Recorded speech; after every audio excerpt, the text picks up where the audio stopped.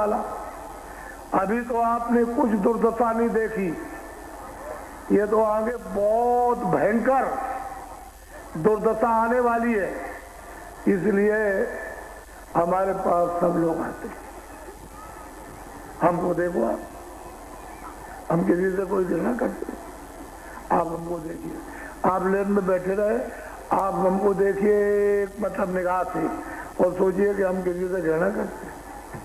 जैसे डॉक्टर कोई गया, उसने देखा नब्ज पकड़ी, उसने कहा वो तुमने ये बीमारी है, तुमने ये खाया, ये बीमारी है।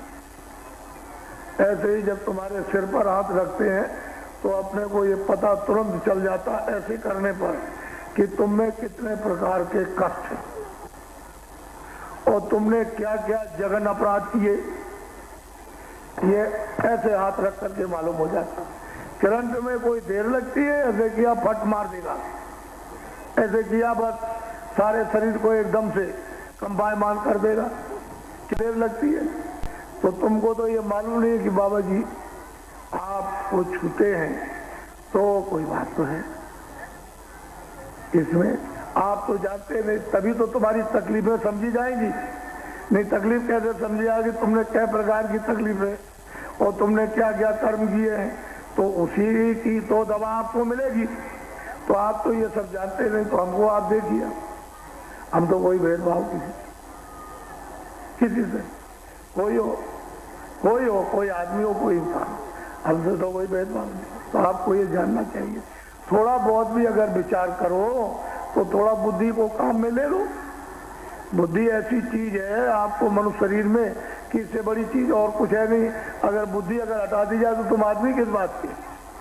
तो बुद्धि का दुरुपयोग कर रहे हो, उसकी वजह से हम लोग सब हैवान, जानवर, पशु, पंछियों का काम कर रहे हैं।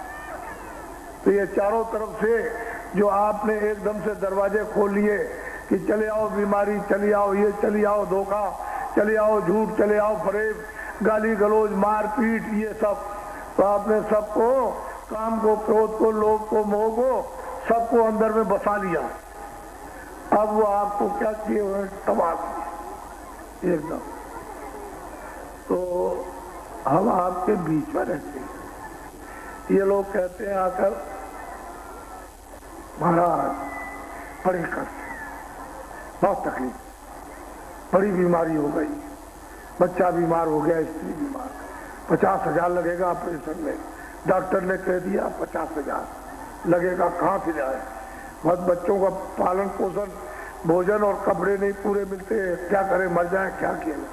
तो दुआ मांगते हैं, आशीर्वाद, कहते हैं आशीर्वाद दी, दुआ दी, दया दृष्टि कर दीजिए। तो मैं इनकी बातें बड़े ध्यान से सुना करता हूँ।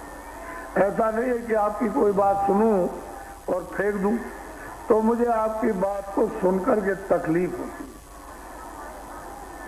साधु वही है कि दूसरे की तकलीफ को देख करके उसका हृदय द्रवित हो जाए, उसके लिए सोचने लगे कि इसका कष्ट कैसे जाए। तो असल चीज यह है कि बड़ी तकलीफ। फिर ये कहते हैं कि घर में झगड़ा, बहुत मुकदमे, अब तुम उधर चले गए उस तरफ को, तो वहां मुकदमे में उस घेरे में फंस गए, अब वहां से निकल नहीं सकते हो, तो फंसा दिया। दौड़ते रहो, आते रहो, जाते रहो, आते रहो, समय खराब होगा आपका, वहां जाओगे बर्बाद होगा, दिन भर बैठे रहोगे, ऐसे करके खाओगे पियोगे नहीं, ऐसे शाम को कह दिया जाएगा जाओ, 2 महीने में तारीख पड़ गई या 15 दिन में पड़ गई, तो आने का खर्चा, जाने का खर्चा, दिन भर बैठे रहो ऐसे भूखे प्यासे, और मतलब ये घर का काम छोड़ दो तो 1-2 मार झगड़ा, घर घर का झगड़ा, भाइयों का झगड़ा, पड़ोसियों का झगड़ा, इनका झगड़ा, छोटों का, बड़ों का, ये झगड़ा, फिर ये बीमारी आफत लगी। फिर ये कहते हैं महाराज हमारे ऊपर बड़ा सरकारी कर्जा हो गया है, हमारी जली हुई जमीन और हमारा जानवर नीलाम चढ़ गए, ये अगर चले गए तो मतलब ये हमारे बच्चे कहाँ, तो क्या करेंगे। ऐसी दुआ आशीर्वाद दे दो कि ये लिखा हुआ मिट जाए। देखिए उनकी बात को समझिए आप लिखा हुआ मिट जाए, क्या ब्याज और कर्जा सब मिट जाए। ये वैसे कोई बड़ी बात नहीं है, लेकिन ये है किसी किसी के लिए। किसके लिए? जो भक्त होता। अब तुम तो कोई बात मानोगे नहीं, तो तुम्हारी भक्ति किस बात की? जब कोई आप बात नहीं मानेंगे, आदेश का जो आपको आदेश दिया जाएगा उसको सुनोगे नहीं, समझोगे नहीं, मानोगे नहीं, तो फिर कैसे काम होगा?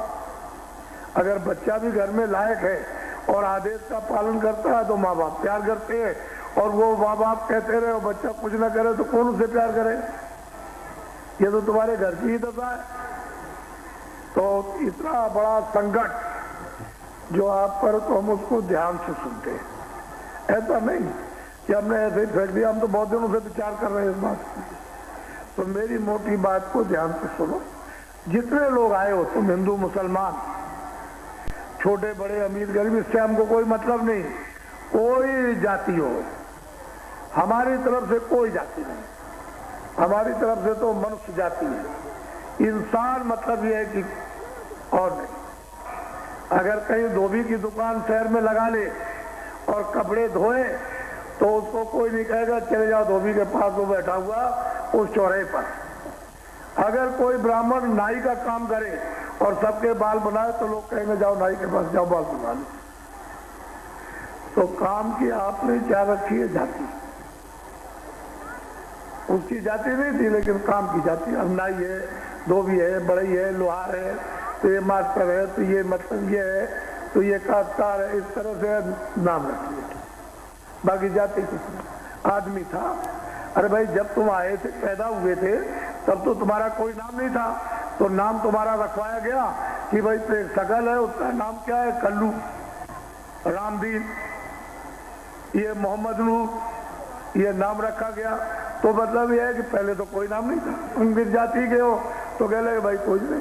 तो जिसके यहाँ रहोगे वो कहोगे भाई उसी जाति के होंगे। मनुष्य की कोई जाति, मनुष्य इसकी जात को ऐसे अपने व्यवस्था के लिए आपने नाम रखा। व्यवस्था के लिए जहाँ दफ्तर नहीं है, दफ्तर खुल गया तो दफ्तर का नाम रख दिया कि इसमें ये काम होता है। अब ये खेती है, आप मतलब एक आप काम करते हो तो ये खेती है, अनाज पैदा करती है, तो नाम रख दिया। वैसे मनुष्य की कोई जाति नहीं है, काम। इसी को कर्म प्रधान विश्व, कर्म ही प्रधान। अच्छा उसमें हो बुरा, दो ही काम है। वो मतलब ये है कि उसी से ये टिकाव है। अगर कर्म आपका अच्छा बुरा छूट जाए, पाप और पुण्य, तो यहाँ तुम एक मिनट नहीं रह सकते हो। फिर यार इसी का ये सब झगड़ा है बंदा में होता। तो मैं आपको दोनों बातें बताऊंगा। एक तो तुम्हारी आत्मा के कल्याण के लिए, क्योंकि सब चाहते हैं कि हमारा आत्म कल्याण हो जाए, और एक शरीर कल्याण, शरीर लाभ के लिए। तो सभी चाहते हैं कि भाई शरीर का लाभ हो जाए, दुख दर्द चला जाए, बीमारी संकट चला जाए, गरीबी लड़ाई झगड़ा चला जाए, उसकी भी आपको दवा दूंगा। आप घबराते क्यों? लेकिन जितने लोग यहाँ पर आए हुए, 1 पैसे 2 पैसे 4 पैसे आने दो आने, तुम्हारी बीमारी में, तुम्हारे इसमें, तुम्हारी गरीबी में, तुम्हारे बच्चों को इनमें उनमें जितनी भी तुम्हारी तकलीफ होगी, उसमें 1 पैसे से 2 आने तक फायदा होगा। आप क्यों घबराते हो? हम तो फायदा करने के लिए आए, नुकसान नहीं करते। अब तुम वो अगर कुछ दिया जाए और तुमको लेने नहीं आता है तो दे दिया तो ऐसे फेंक दोगे, और क्या करोगे? जब उसका मूल्य नहीं मालूम है आपको तो आप क्या करोगे? ऐसे लिया फेंक दिया, तो लेने नहीं आता। अगर महात्मा कुछ दुआ दे, कुछ आशीर्वाद दे, कुछ दया करे, कुछ कृपा करे, कुछ मेहरबानी करे, तो आपको लेने नहीं आता, बस हो गया काम। तो ये भारत, ये ऋषियों मुनियों महात्माओं का देश था। इसमें आप मतलब रहते थे, वो सबको बांट के रखते थे। सब लोग मतलब ये है कि स्वस्थ रहते थे, सब लोग प्रेम से रहते थे, मान भी था, सम्मान भी था, मोहब्बत भी था, प्यार भी था, एक दूसरे के सब काम आते थे। फिर सत्कार होता था, कोई भूखा, कोई प्यासा, कोई किसी जात से क्या मतलब, मनुष्य होना चाहिए।